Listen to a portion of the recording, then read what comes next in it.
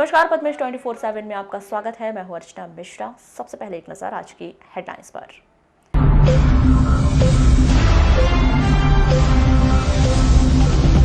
ठंड ने बरपाया कहर, 16 साल बाद दिन और रात का तापमान पहुंचा न्यूनतम।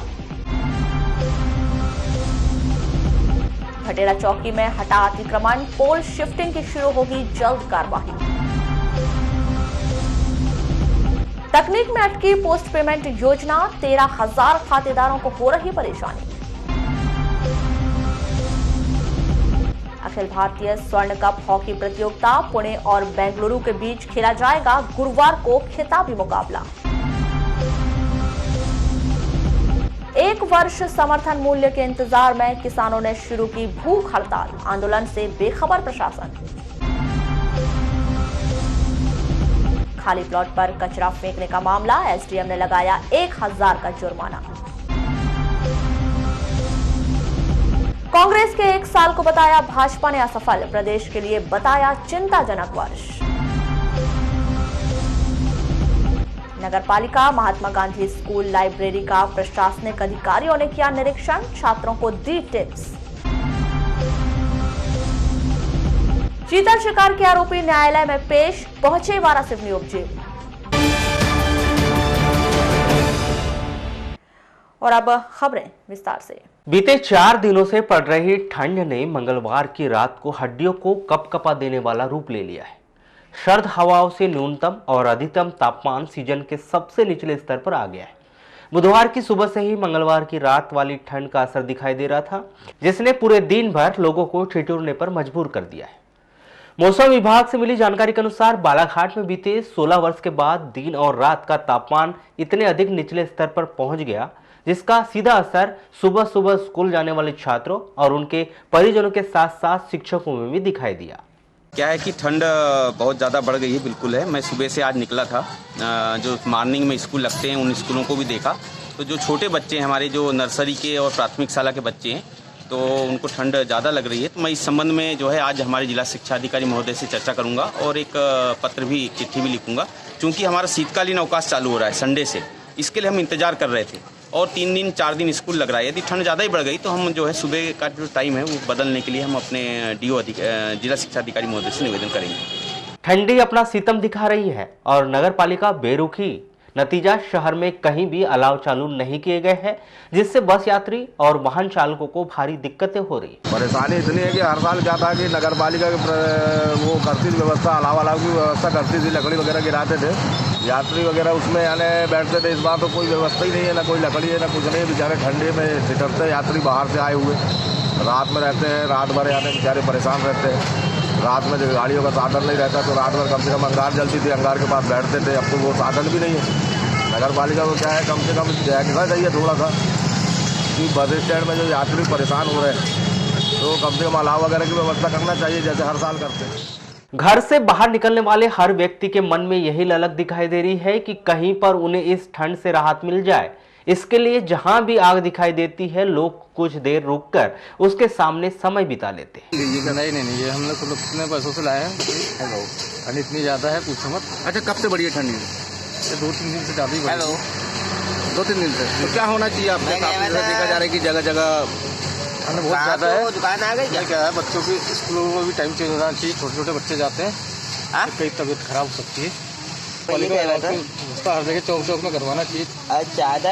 अभी तक नहीं हो पाई क्यों? नहीं, अभी तक कहीं नहीं हुई। बस स्टैंड है, ऐसे सार्वजनिक स्थलों में तो करवाना जरूरी चाहिए। नगर पालिका के सीएमओ दिनेश वाघमारे बताते हैं कि बुधवार से शहर के सभी स्थानों पर अलाव शुरू हो जाएंगे, जिससे लोगों को ठंड से राहत मिलेगी।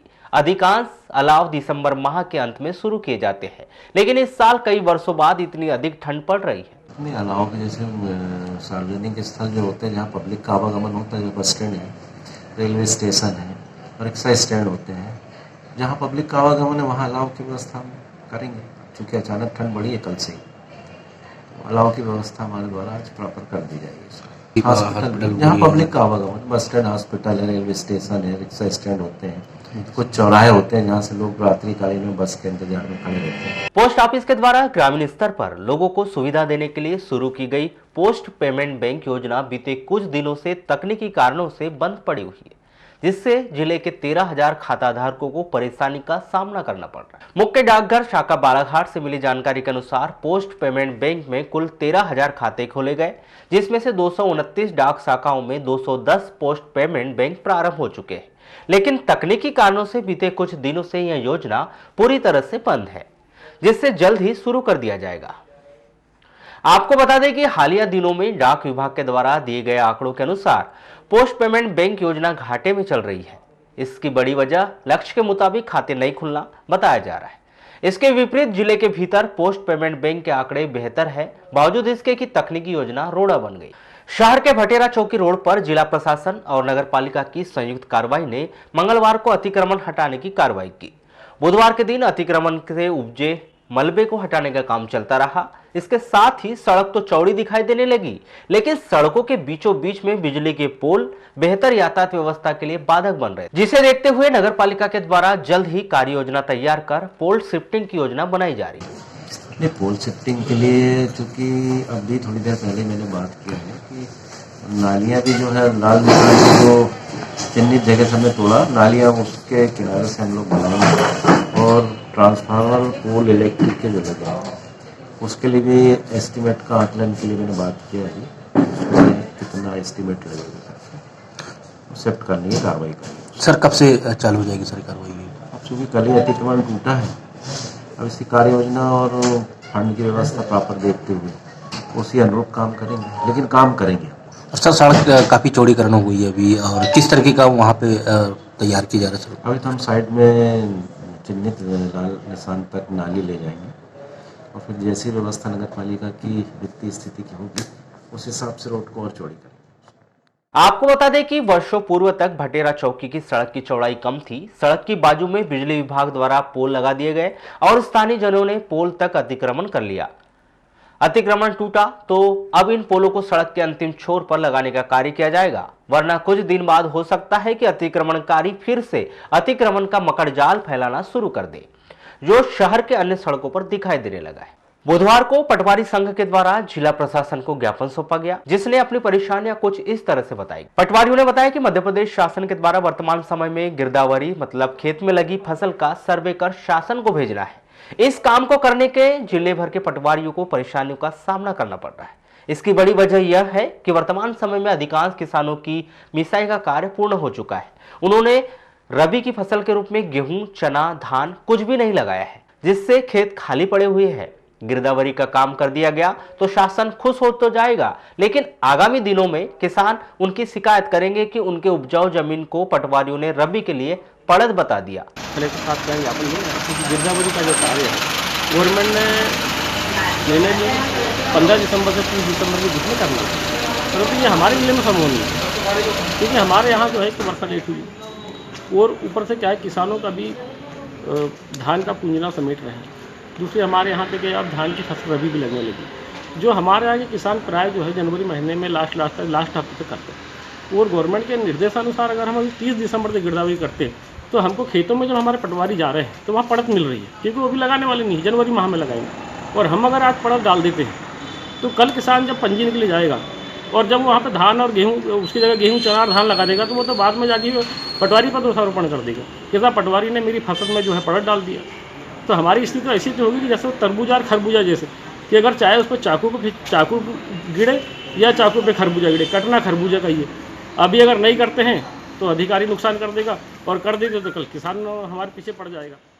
मध्य प्रदेश के कांग्रेस सरकार के 1 साल पूरे होने पर जहां कांग्रेस अपने 1 साल को सफल बता रही है, तो भारतीय जनता पार्टी उसे असफल बताने में कोई कसर नहीं छोड़ रही। बुधवार को भारतीय जनता पार्टी कार्यालय में आयोजित प्रेस वार्ता में नवनियुक्त जिला अध्यक्ष रमेश भटेरे और अन्य भाजपाइयों ने बारी बारी कांग्रेस के 1 साल के कार्यकाल की खामियां निकाली और बीते 15 साल के मुकाबले 1 साल को बेहद दुखद और चिंताजनक वर्ष बताया कि ये जो 1 साल रहे हैं मध्य प्रदेश की कांग्रेस सरकार के, इस 1 साल ने मध्य प्रदेश को कई बरस पीछे धकेल दिया है। जिन वचन पत्रों की, जिन वादे की कांग्रेस बात कर रही थी, आज मैं इस पत्रकार वार्ता के माध्यम से जिले के कांग्रेस के सभी चारों विधायकों को, पूरी कांग्रेस पार्टी को इस बात की चुनौती देता हूं कि इस बालाघाट जिले में कांग्रेस एक भी किसान ऐसा ला करके खड़ा कर दे जिस किसान का 2 लाख रुपए तक का कर्जा बीते 1 वर्ष के भीतर बालाघाट की धरती में माफ हुआ होगा। मैं एक किसान की बात कर रहा हूं कि कांग्रेस एक किसान भी लाके खड़ा कर दे। बीते समय जब लोकसभा का चुनाव संपन्न हुआ, लोकसभा चुनाव की आचार संहिता के दौरान भी, जबकि उस समय भी भारतीय जनता पार्टी ने आपत्ति ली थी कि आचार संहिता में प्रमाण पत्र नहीं बांटे जा सकते, लेकिन उसके बावजूद कांग्रेस ने धड़ल्ले से लोकसभा चुनाव की आचार संहिता के दौरान भी पूरे प्रदेश में कर्ज माफी के शिविर लगवा करके कर्ज माफी के प्रमाण पत्र बहुत तेजी से बांटे गए। लेकिन जैसे ही चुनाव बीता, हमने देखा कि जिन किसान परिवार में कर्ज माफी के प्रमाण पत्र भी सौंपे गए थे, उन किसानों के घर भी डिमांड नोटिस पहुंच रही है, वसूली के लिए उनके दरवाजे नोटिस पहुंच रहे हैं। उन सबको आज फिर से डिफाल्टर की श्रेणी में लाया गया है। आदिवासी विकास परिषद ने 15 दिनों के भीतर दूसरी बार महाविद्यालय में पहुंचकर अनुसूचित जाति जनजाति के छात्रों को किताब नहीं मिलने पर नाराजगी व्यक्त की। आदिवासी विकास परिषद के जिला अध्यक्ष भुवन सिंह कोराम ने बताया कि छात्रों के द्वारा लगातार शिकायतें मिल रही हैं कि उन्हें समय पर किताब उपलब्ध नहीं हो पा रही है। इस वर्ष पर उन्होंने एक बार फिर महाविद्यालय के प्राचार्य से मिलकर जानकारी ली है। हम पिछले 9 दिसंबर को यहाँ प्राचार्य के पास में इस संबंध में आए थे कि ज़िले में जितने भी महाविद्यालय हैं वहाँ पर हमारे एसटी और एससी के बच्चों के लिए जो शासन द्वारा पुस्तकें आती है वो उपलब्ध नहीं हुई। इसके लिए हमने कुलपति के नाम पे और जो ज़िले के प्राचार्य हैं उनको उनके नाम से ज्ञापन दिया था और शीघ्र ये पुस्तक अवेलेबल कराने के लिए हम लोगों ने गुहार लगाई थी। लेकिन आज फिर से हम प्राचार्य से मिलने के लिए आए थे बालाघाट में, लेकिन पता चला कि आज तक भी पुस्तक उपलब्ध नहीं हो पाई है। सभी जितने भी ज़िले में महाविद्यालय हैं वहाँ पर ज्ञापन प्रिंसिपलों के नाम पे देना है और उच्च शिक्षा विभाग मध्य प्रदेश भोपाल में हम जाकर बात रखेंगे इस, और अगर ऐसा भी कुछ नहीं हुआ तो शीघ्र आंदोलन की तैयारी पे जाएंगे, क्योंकि 1 महीना बचा है परीक्षाओं के लिए। जटाशंकर त्रिवेदी महाविद्यालय के प्राचार्य डॉक्टर प्रवीण श्रीवास्तव ने बताया कि ग्रंथालय से किताबें उन्हें प्राप्त नहीं हो रही हैं। यदि छात्र चाहें तो उन्हें सेमेस्टर सिस्टम की किताबें उपलब्ध करा दी जाएंगी, क्योंकि कोर्स लगभग एक समान ही है। महाविद्यालय से जो है वो हिंदी ग्रंथ अकादमी से पुस्तकें आना है, तो आदेश तो काफ़ी पहले चले गए थे और हम लोगों ने 2-3 रिमाइंडर भी दिए हैं, पर अभी उनके पास चूँकि अवेलेबल नहीं है, अब वो है तो उनका भेज रहे हैं ऐसा बोलते हैं उन्हें, पर अभी तक प्राप्त नहीं हुई। सर क्या चेंजेस है बुक्स में, जैसे पुस्तकें अभी नहीं मिल पाई है? नहीं, सिलेबस यदि देखेंगे तो मेरा ये एक अनुरोध है सभी छात्रों से कि यदि वो चाहेंगे तो हम उनको सेमेस्टर सिस्टम की जो बुक्स हैं उनको हम 2-2 पुस्तकें क्यों अपन दे सकते हैं ना, और उसमें बहुत अंतर नहीं है, 99% सिलेबस सेम है। जब सेमेस्टर आया था तो उन्होंने वार्षिक पद्धति को 2 भागों में बांटा था सिलेबस को, और कुछ चीज़ें जोड़ दी जो आवश्यक थी। वही बात अभी भी हुई है कि दोनों जो सेमेस्टर थे, फर्स्ट सेमेस्टर सेकंड, उसको फर्स्ट ईयर कर दिया, थर्ड फोर्थ जो था उसको सेकंड ईयर कर दिया, इसी प्रकार 5th 6th जो था उसको थर्ड ईयर कर दिया। तो यदि सेमेस्टर की बुक्स लेकर भी बच्चे अध्ययन करते हैं तो उनका अध्ययन सुचारू रूप से चल सकता है, और ऐसी पुस्तकें अपने पास पर्याप्त हैं। अभी बच्चे थोड़ा सा इंटरेस्ट लें तो हम उनको तो आज से क्या अभी से शुरू कर देंगे। मध्य प्रदेश शासन द्वारा बीते दिनों से लगातार शासकीय सेवकों की सेवाओं में वृद्धि करते हुए 62 साल से 65 साल करने की योजना बनाई जा रही है। इस विषय पर भारतीय जनता पार्टी द्वारा यही मांग रखी जा रही है कि मध्य प्रदेश शासन पूर्व में आयोजित की गई परीक्षाओं के परिणाम जारी कर जल्द से जल्द भर्ती प्रक्रिया शुरू करवाई जाए, जिससे युवाओं को रोजगार मिले। ये जो जानकारी अभी आप ही के माध्यम से मुझे मिल रही है कि 62 को 65 किया जा रहा है, ऐसा कुछ निर्णय हो रहा है। ये जो भी निर्णय सरकार कर रही है इसके बारे में तो मैं कुछ नहीं कह सकता, लेकिन मैं सरकार से इस बात की मांग जरूर करूंगा कि जो लड़के या लड़कियां जिनकी आपने वर्ग 1, वर्ग 2, वर्ग 3 में व्यापम के माध्यम से जिन लोगों की आपने परीक्षा लिया है, और जो लोग बेचारे विगत कई वर्षों से भर्ती की राह देख रहे हैं कि जब भी भर्ती निकलेगी तो उन्हें भी मौका मिलेगा, उन्हें भी सरकारी नौकरी मिलेगी। मेरा आग्रह है कि पहले वो जो लोग भर्ती की राह देख रहे हैं उन लोगों की पहले चिंता दूर की जाए और तत्काल भर्ती शुरू की जाए, ताकि जो भी लोग नियमानुसार उसमें जो भी भर्ती में आते हैं उन लोगों की, शिक्षकों की पहले भर्ती हो सके। मैं इस बात का आग्रह करूंगा कि पहले भर्ती की जाए। नगरपालिका अंतर्गत आने वाले सराफा व्यापारियों, साहूकारों के खातों की जांच की जा रही है। जानकारी के लिए नगरपालिका प्रशासन, राजस्व एवं पुलिस प्रशासन विभाग द्वारा निरीक्षण किया जा रहा है। इस कार्यवाही में एसडीएम केसी बोपचे, तहसीलदार रामबाबू देवांगन, नगरपालिका सीएमओ दिनेश वाघमारे, नगरपालिका थाना कोतवाली प्रभारी विजय परस्ते एवं नगर पुलिस अधीक्षक देवेंद्र यादव सहित अन्य प्रशासनिक अमला मौजूद है, जिन्होंने अब तक 3 जगह पर कार्यवाही करते हुए उनके साहूकारों के बही खाते की जांच की। इस दौरान खाते तलाशने के दौरान प्रशासनिक अधिकारियों को कोई भी गड़बड़ी नहीं मिली। जिला प्रशासन द्वारा शासकीय बेहतर पढ़ाई और शिक्षा के स्तर को ऊंचा उठाने के लिए लाइब्रेरी शुरू की गई थी। प्रशासनिक अधिकारियों ने बुधवार को निरीक्षण किया। नवनियुक्त डिप्टी कलेक्टर ने इस दौरान लाइब्रेरी का निरीक्षण किया और छात्रों से रूबरू हुए और उन्हें प्रतियोगी परीक्षा में शामिल होने पर उनकी तैयारियों की विषय में जानकारी दी। मतलब हर चीज को आप मैप से पढ़िए, थोड़ा मैप वगैरह से होता है, जैसे ये बनाइए, बार बार मैप देखने से एमपी के मैप खरीद लो ना, उसकी फोटोकॉपी करवा लो, हर चीज के मैप बना लो। जैसे एक पर बैठो बैठो बैठो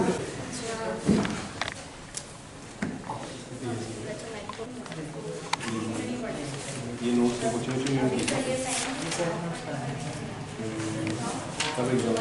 जिला प्रशासन की एक अनूठी पहल है। यहाँ पे कलेक्टर साहब द्वारा एक लाइब्रेरी का स्थापना की गई है जिसमें कि बच्चे स्वाध्याय कर सकें। तो उसी के लिए हमें काम सौंपा गया है कि हम इसका निरीक्षण करते हैं, प्रॉपर इसकी मॉनिटरिंग करते हैं, ताकि जो हमारा पर्पज़ है वो पूरी तरह सोल्व हो सके।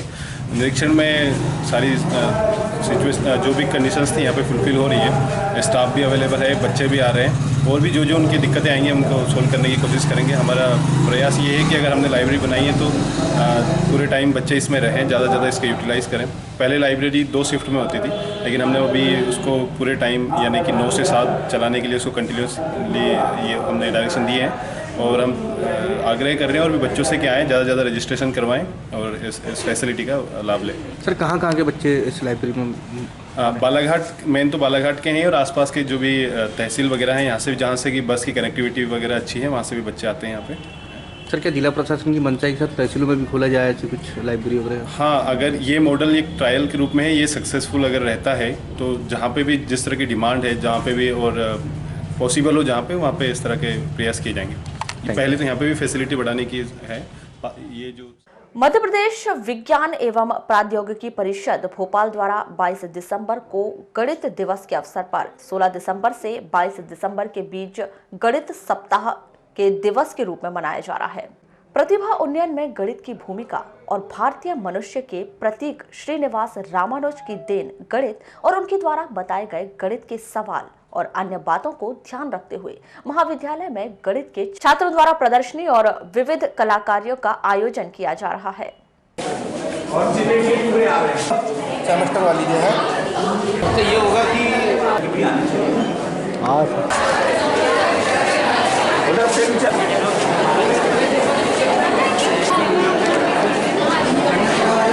ये नंबर सिस्टम के अकॉर्डिंग हम लोग ने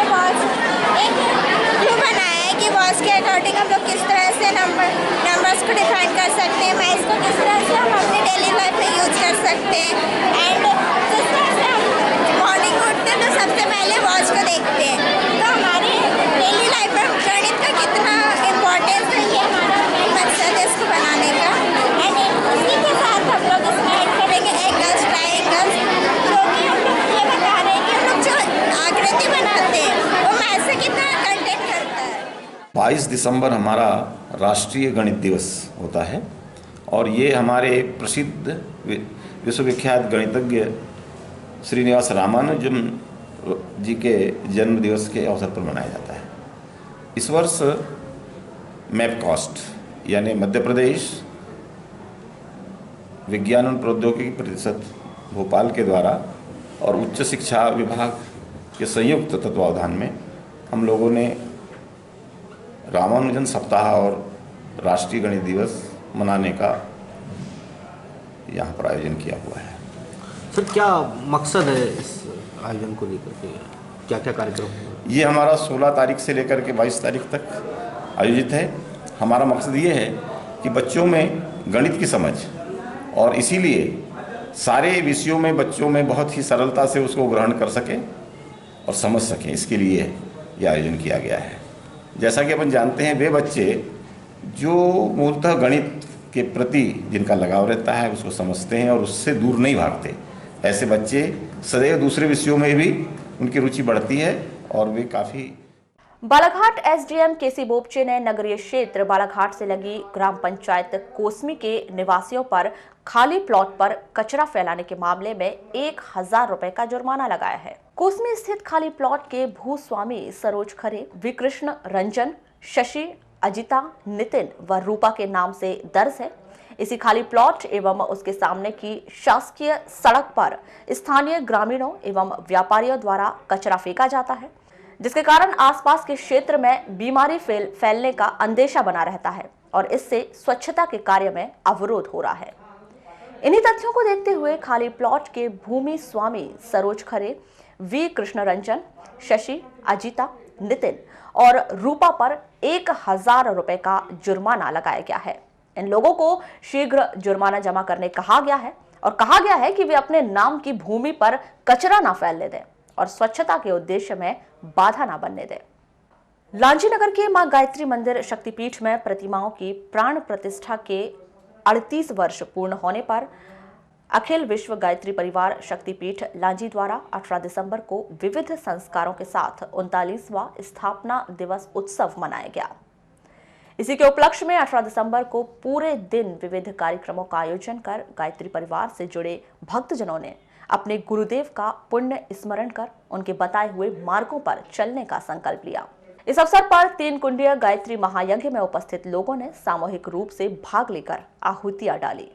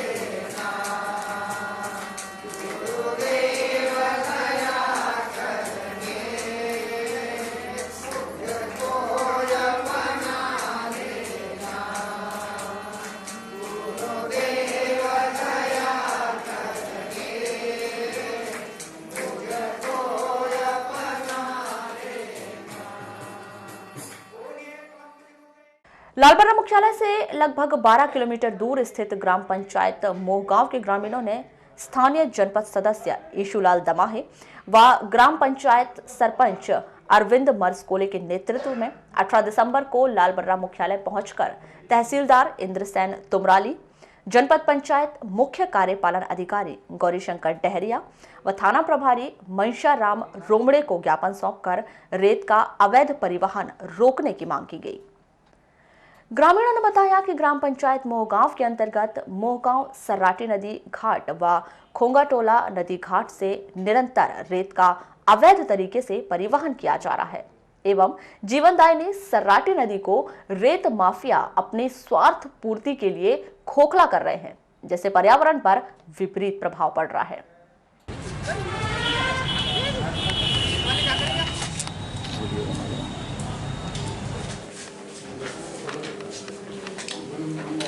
ये रेत माध्यम की है, ट्रैक्टर वाले मोहगांव घाट से सब रेत जा रही है। कितने दिनों से चल रहा है ये? तो ये अभी 1 हफ्ते से और ज़्यादा क्या क्या परेशानी हो रही है इससे? परेशानी ये है कि रेत अगर वहाँ से निकल जाती मान लीजिए तो दिक्कत परेशानी गाँव वालों को भी जाएगी।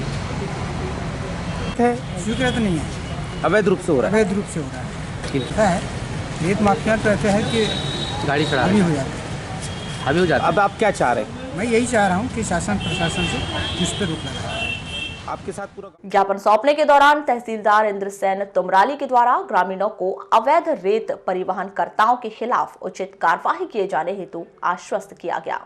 रेत वाली समस्या लेके हमारे ग्राम मोगांव, घोंगाटोला, सुरजाटोला यहाँ से अवैध रेत बहुत जाती है और हम लोग गांव वाले बहुत परेशान हैं। एक तो उनके ट्रैक्टर के कारण से आवागमन भी वो होता है, सड़कें खराब हो रही है। सड़कें खराब हो रही है, पंचायत की रोडें बनी वो खराब हो गई, इसलिए हम बहुत परेशान हैं गाँव वाले। स्कूल वाले बच्चों के लिए, स्कूल के बच्चों का आवागमन चलता है, वहाँ भी बहुत दिक्कत बनती है। किस किस को दिया आपने ज्ञापन? हमने आज विज्ञापन दिए, हमारे तहसीलदार साहब को दिए, जनपद में सीओ साहब को दिए और हमारे थाना प्रभारी टीआई साहब को भी दिए। जी। जिला मुख्यालय से 5 किलोमीटर दूर कुम्हारी पंचायत में 18 दिसंबर को मेले का आयोजन किया गया। इस दौरान विविध कार्यक्रमों का भी आयोजन हुआ।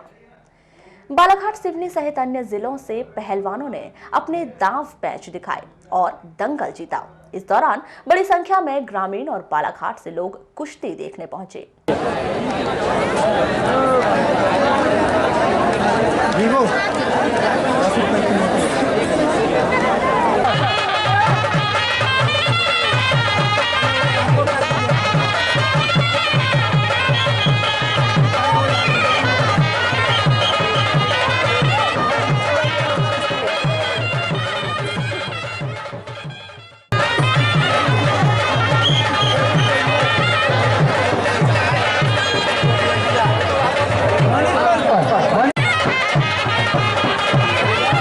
कुश्ती में बरघाट क्या है, सिवनी क्या है, भरतपुर क्या है, और महिला पहलवान भी थी बरघाट और सिवनी से। कितना इनाम रखा गया? इनाम है, खड़े दंगल में तो 20-40 लोग ने लड़े हैं, मगर रेनिंग वाली में पहला इनाम छूले आसमान की तरफ से 2500 रुपये, हमारे लोकेश जी लिल्हर है उनके तरफ से 2500 रुपये इनाम है। उसमें 6 जोड़ बनी है और 2000 दूसरा इनाम, उनमें 14 जोड़ बनी है। अभी चालू है कुश्ती। और खड़ा दंगल में कितने नाम रखे? खड़ा दंगल में 40। मेले के दौरान ग्रामीणों ने जमकर लुत्फ उठाया, वहीं रात्रि में सांस्कृतिक कार्यक्रम का आयोजन किया गया। कुश्ती, बैलजोड़ी पाठ और सार्वजनिक में जो समाज में जो हिस्सा लेते थे वो कुश्ती के बहुत शौकीन थे, बैलजोड़ी के शौकीन थे।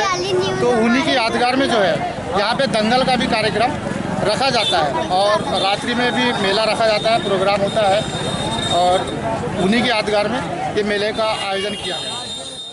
परसवाड़ा के किसानों को बीते 1 वर्ष से समर्थन मूल्य पर बेचे गए धान का भुगतान नहीं होने के विरोध में तहसील कार्यालय के सामने बीते 3 दिनों से भूख हड़ताल की जा रही है।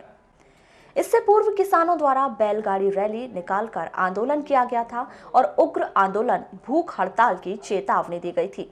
बावजूद इसके प्रशासन द्वारा उनकी इस चेतावनी पर ध्यान नहीं दिया गया, तो किसानों ने 3 दिन पहले हड़ताल शुरू कर दी। बोलो भारत माता की जय, भारत माता की जय, वंदे मातरम, वंदे मातरम, वंदे मातरम। किसान एकता जिंदाबाद, जिंदाबाद, जिंदाबाद। किसान एकता जिंदाबाद, जिंदाबाद, जिंदाबाद। किसान आंदोलन जिंदाबाद। दिनचर्या व्यवस्थित नहीं पाती, वैसे ही जो किसान व्यवस्थित रूप से अपना सालाना अपना साल को बिताता था कि कब मेरा धान आएगा, कब मैं बेचूंगा, कब मैं पैसा लूंगा, कब मैं खर्चा करूंगा, एक व्यवस्थित दिनचर्या थी, एक व्यवस्थित जीवन शैली थी। उस व्यवस्थित जीवन शैली को इस सरकार ने अस्त व्यस्त कर दिया। लेकिन आज किसान परेशान है अपने धान की कीमत को औने पौने दाम बेचने के लिए। अब इस क्षेत्र का एक साधारण किसान अपनी लड़ाई लड़ने किसके पास जाए? इस क्षेत्र के जागरूक नौजवानों के द्वारा, जागरूक किसानों के द्वारा ये आंदोलन स्वरूप ताकि किसानों की जायज़ मांग पूरी हो, इस मंशा से ये आंदोलन किया जा रहा है। क्योंकि इसके पूर्व भी क्षेत्र के किसानों के द्वारा कलेक्टर ऑफिस भी जाया गया और वहाँ पर कलेक्टर महोदय से अपनी बात रखी गई। जब हमारे क्षेत्र का किसान माननीय कलेक्टर महोदय के सामने अपनी बात जाकर के रखता है तो कलेक्टर महोदय द्वारा उन किसानों को दलाल शब्द कहकर संबोधित किया जाता है। अब किसान अपनी पीड़ा किसके पास जाहिर करें? ये घूंगी बहरी सरकार है। इसको किसान, मजदूर, शोषित, पीड़ित, वंचित वर्ग के व्यक्ति के दर्द से कोई मतलब नहीं है। ये सरकार जो है अपने जेब भरने के लिए काम कर रही है, ट्रांसफर उद्योग चला रही है सरकार। हमारा ये आंदोलन किसी राजनीतिक महत्वाकांक्षाओं को पूर्ति करने के लिए आंदोलन नहीं किया जा रहा है। ये आंदोलन क्षेत्र के दबे कुचले मजदूर जो मजबूर किसान हैं, उन मजबूर किसानों की आवाज़ को बुलंद करने के लिए, पूरे बालाघाट जिले के मजबूर किसानों की आवाज़ को बुलंद करने के लिए आंदोलन किया जा रहा है। और मैं भूख हड़ताल पर बैठे किसान बताते हैं कि जिले भर के किसानों का विगत वर्ष का लंबित भुगतान नहीं दिया जाता है, तब तक किसानों की भूख हड़ताल जारी रहेगी। क्योंकि हमारा धान को 1750 का लिया समर्थन मूल्य था। हाँ। और 1400 से पेमेंट दिया गया जी। तो इसीलिए भूख हड़ताल में तो बैठे हुए हैं। कब तक बैठे रहेंगे आप यहाँ? जब तक नहीं मिलेगा पेमेंट तब तक बैठे रहेंगे। किसान कहते हैं कि हम सरकार से खैरात नहीं मांग रहे हैं, हम अपनी मेहनत की उपज का वाजिब दाम मांग रहे हैं जो सरकार को देना पड़ेगा। अब किसानों ने मन बना लिया है कि जब तक शेष राशि का भुगतान नहीं हो जाता, किसान अपनी हड़ताल समाप्त नहीं करने वाले हैं। वारासिवनी वन परिक्षेत्र के अंतर्गत ग्राम पंचायत दीनी स्थित कक्ष क्रमांक 528 दीनी में 2 चीतल के शिकार करने वाले 2 आरोपियों को वन विभाग ने 18 दिसंबर को न्यायालय में पेश कर रिमांड पर जेल भेज दिया। प्रथम दृष्टया माना जा रहा है कि उक्त स्थान से 11 केवी की लाइन की गई है, जिससे करंट बिछाकर चीतल का शिकार किया गया होगा। वन विभाग के अवशेष घटनास्थल और आरोपी ब्रिजलाल के घर से चीतल का मांस रखकर बांटने वाला बोरा जब्त किया है। आरोपी ब्रिजलाल ठाकरे को करीब 1 वर्ष पूर्व जंगली सुअर के शिकार के आरोप में वन विभाग ने गिरफ्तार किया था, जो आदतन अपराधी है। आरोपी ब्रिजलाल ठाकरे और प्रकाश ठाकरे के खिलाफ वन्य जीव संरक्षण अधिनियम 1972 की धारा 2 के तहत जांच में लिया है, जिसमें आरोपियों को 18 दिसंबर को न्यायालय के समक्ष पेश किया गया, जहां से दोनों आरोपियों को रिमांड पर जेल भेज दिया गया। साथ ही अन्य आरोपी की सरगर्मी से पतासाजी की जा रही है। ये जो प्रकरण है, दीनी गांव के लोग हैं ये लोग, और पिपरिया बीट का मामला है 528 कंपार्टमेंट में बिजली का करंट लगा करके ब्रजलाल और प्रकाश, ये 2 लोग हम लोगों को मिले मौके पे। बाकी 2 मुलजिम फरार हैं, उनकी तलाश जारी है। वर्तमान समय में ये पहली चीतल है मेरे नज़रों में। अगर पहले इनने अगर किया हो तो बात एक अलग है, लेकिन पिछले साल ब्रजलाल ने जंगली सुअर मारने का अपराध किया था। ये आदतन अपराधी है। वारासिवनी नगर के वार्ड नंबर 2 में नाली निर्माण कार्य न होने से वार्डवासियों को दिक्कत का सामना करना पड़ रहा है, जिससे नगरपालिका के प्रति आक्रोश व्याप्त है। वार्डवासियों ने बताया कि नगरपालिका प्रशासन के द्वारा गत 2 वर्ष पूर्व उक्त नाली निर्माण के लिए राशि स्वीकृत कर भूमि पूजन किया गया था, लेकिन जिसके बाद नगरपालिका के द्वारा उक्त स्थान पर किसी प्रकार की नाली का निर्माण नहीं कराया गया है, जिसके कारण लोगों के घरों का निस्तार का पानी रोड में बह रहा है, जिसके कारण आने जाने वाले राहगीरों को परेशानी हो रही है। पानी नहीं जाने के कारण सब घरों में सब गंदगी फैल रही है, आजू बाजू मच्छर मलेरिया फैल रहा है। नाली क्यों नहीं बना रही हो? इससे कई प्रकार की बीमारी होने का डर है। नालियाँ क्यों नहीं बना? पीछे से रोड गुजरती है कहीं?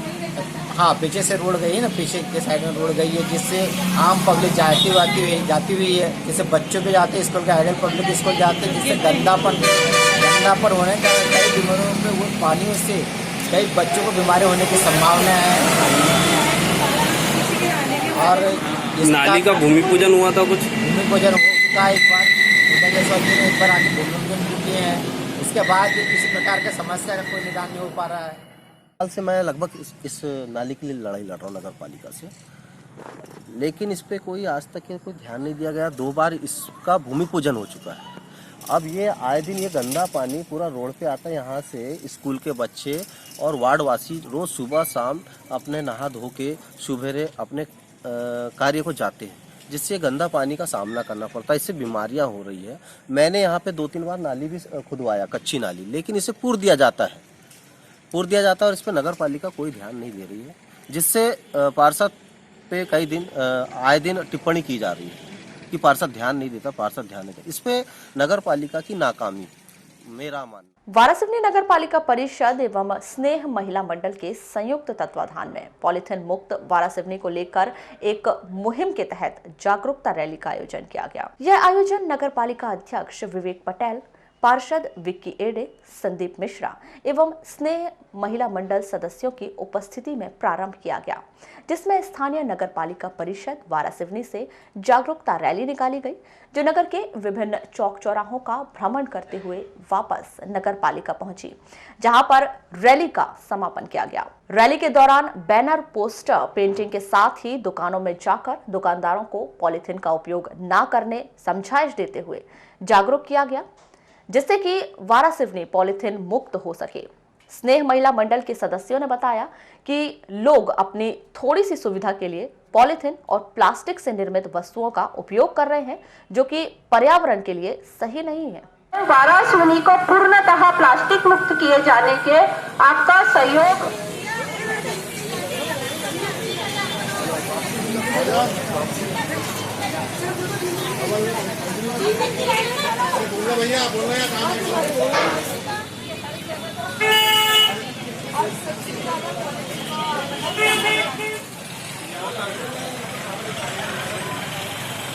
पॉलीथीन को नष्ट नहीं किया जा सकता, जलाने पर भी इससे प्रदूषण होता है। पॉलीथीन के खिलाफ आंदोलन चल रहा था, पर कुछ दिन पूरे हमारे शहर का इसने फाउंडेशन की महिला मंडल नगर पालिका आई और उन्हीं के पहल से आज उन्हीं के साथ इसने महिला मंडल की सभी महिलाएं नगर पालिका और मीडिया के सहयोग से हम नगर में निकले हैं, लोगों से निवेदन करने के लिए व्यापारी से कि आज के बाद किसी भी तरह का पॉलीथीन का प्रयोग न करें, छिल्ली का प्रयोग न करें। यदि आपके पास पॉलीथीन के अलावा यदि आपको जरूरत पड़ती है तो हेला नगर पालिका द्वारा इसने फाउंडेशन द्वारा आपको मुफ्त में प्रदान किया जाएगा। हमारा प्रयास एक ही है, संयुक्त प्रयास इसने फाउंडेशन का, नगर पालिका का और मीडिया का, कि शहर में पूरी तरह से 100% पॉलीथीन प्रतिबंध लगे।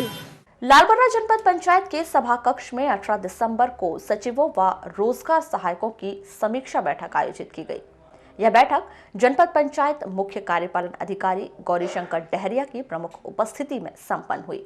बैठक के दौरान जनपद सीईओ गौरीशंकर डहरिया ने पंचायतवार समस्त पंचायत समन्वय अधिकारियों, उपयंत्रियों, ग्राम सचिवों व रोजगार सहायकों से प्रधानमंत्री आवास योजना अंतर्गत आवास निर्माण, मनरेगा कार्यों की प्रगति, लेबर बजट, सीएम हेल्पलाइन सहित अन्य निर्माण कार्यों की विस्तार पूर्वक समीक्षा की। समीक्षा के दौरान सीईओ श्री डहरिया ने कुछ पंचायतों में प्रधानमंत्री आवास योजना अंतर्गत अपेक्षित प्रगति न पाए जाने पर ग्राम सचिवों, रोजगार सहायकों व संबंधित अधिकारियों के प्रति नाराजगी जाहिर करते हुए सख्त हिदायत दी कि समय सीमा में कार्यों को पूरी जिम्मेदारी के साथ पूर्ण करवाएं, वरना अनुशासनात्मक कार्यवाही की जा सकती है। कटंगी पुलिस ने एक नाबालिग छात्रा का अपहरण और दुष्कर्म करने के मामले में 3 फरार आरोपियों को गिरफ्तार कर लिया है। प्राप्त जानकारी के अनुसार पड़ोसी जिले सिवनी की नाबालिग छात्रा कटंगी क्षेत्र के स्कूल में पढ़ती थी, जो प्रतिदिन के अनुसार साइकिल से आना जाना कर रही थी। इसी दौरान 16 दिसंबर को 3 बजे 3 युवकों द्वारा उसका अपहरण कर दुष्कर्म की घटना को अंजाम दिया गया था।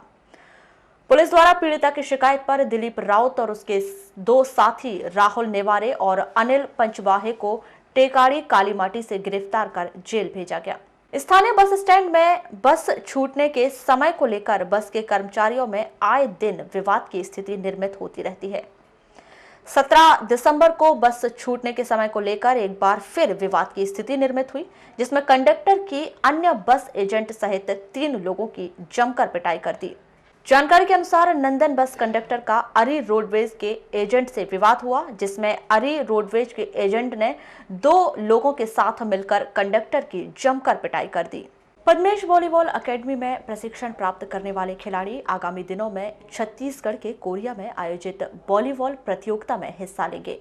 इस एकेडमी में प्रशिक्षण प्राप्त करने वाले खिलाड़ियों की खेल प्रतिभाओं को निखारते हुए बुधवार को जिला वॉलीबॉल एसोसिएशन के अध्यक्ष अमर सिंह नडरे के द्वारा पद्मेश वॉलीबॉल एकेडमी के 15 खिलाड़ियों को किट का वितरण किया गया। इस खास मौके पर पद्मेश वॉलीबॉल एकेडमी द्वारा जिला वॉलीबॉल एसोसिएशन के अध्यक्ष अमर सिंह नडरे को स्मृति चिन्ह प्रदान किया गया।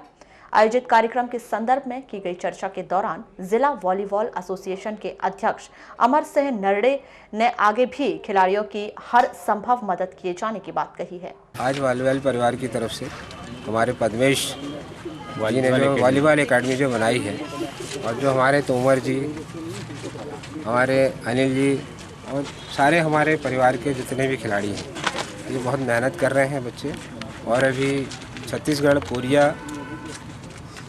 भी जा रहे हैं। और मैं चाहता हूँ कि बच्चे बहुत मेहनत करें, और इनके पीछे जो मेहनत का है हमारे हम्पी जी हैं, हमारे तोमर जी हैं, अनिल जी हैं, इन्हीं का हाथ है। और भविष्य में भी इसी तरह यह खिलाड़ी सारे जो हैं खूब मेहनत करें, खूब तरक्की करें। इन्हीं शुभकामनाओं के साथ मेरी इनको शुभकामनाएं हैं, और आगे भी जो भी मदद होगी मेरी तरफ से, जो भी होगा प्रयास, वो भी जैसा चाहेंगे वैसा होगा।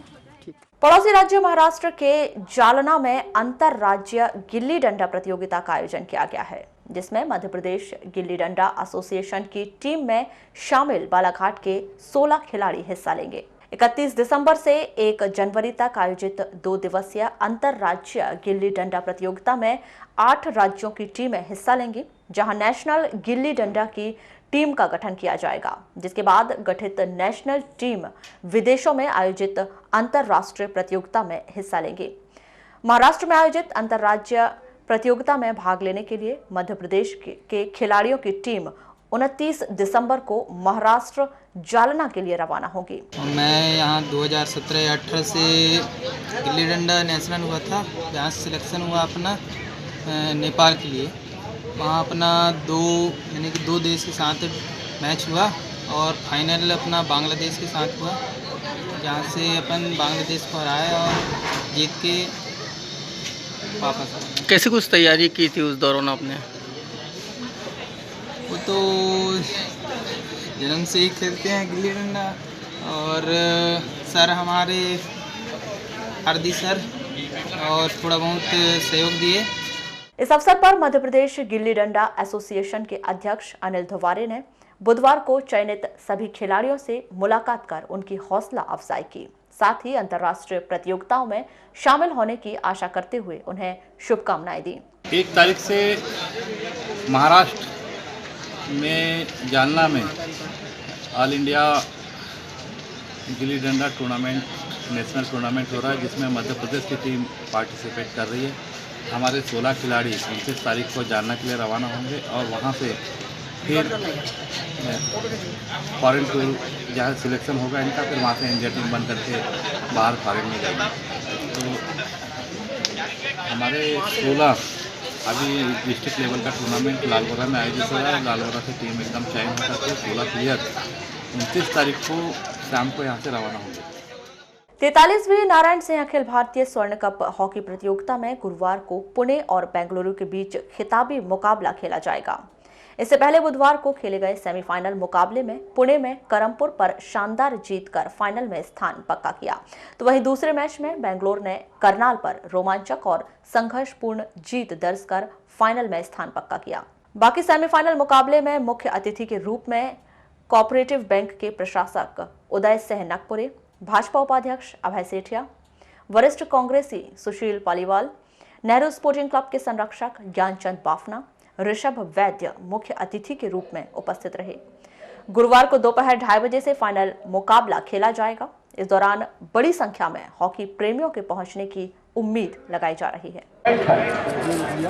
एक बेहतरीन अवसर 3 जोड़ों की खुशी लाने का बेकार गया।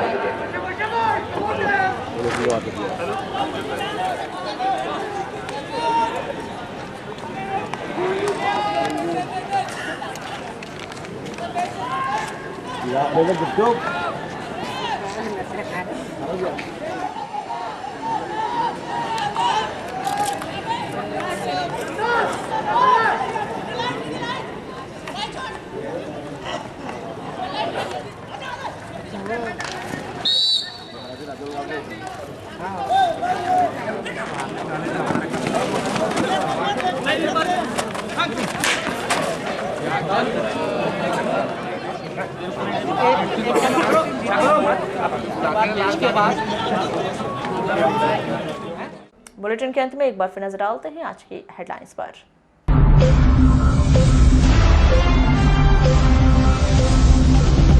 ठंड ने बरपाया कहर, 16 साल बाद दिन और रात का तापमान पहुंचा न्यूनतम।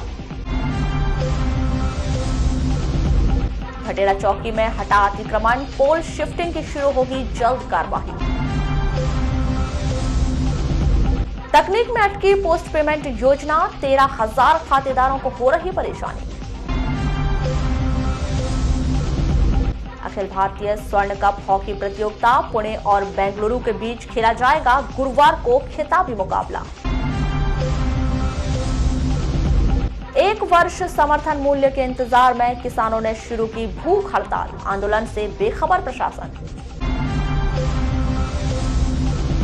खाली प्लॉट पर कचरा फेंकने का मामला, एसडीएम ने लगाया 1,000 का जुर्माना। कांग्रेस के 1 साल को बताया भाजपा ने असफल, प्रदेश के लिए बताया चिंताजनक वर्ष। नगरपालिका महात्मा गांधी स्कूल लाइब्रेरी का प्रशासनिक अधिकारियों ने किया निरीक्षण, छात्रों को दी टिप्स। चीता शिकार के आरोपी न्यायालय में पेश, पहुंचे वारासिवनी उपजेल। तो ये थी अब तक की खास खबरें। अगले न्यूज बुलेटिन के साथ फिर मुलाकात होगी, तब तक के लिए नमस्कार।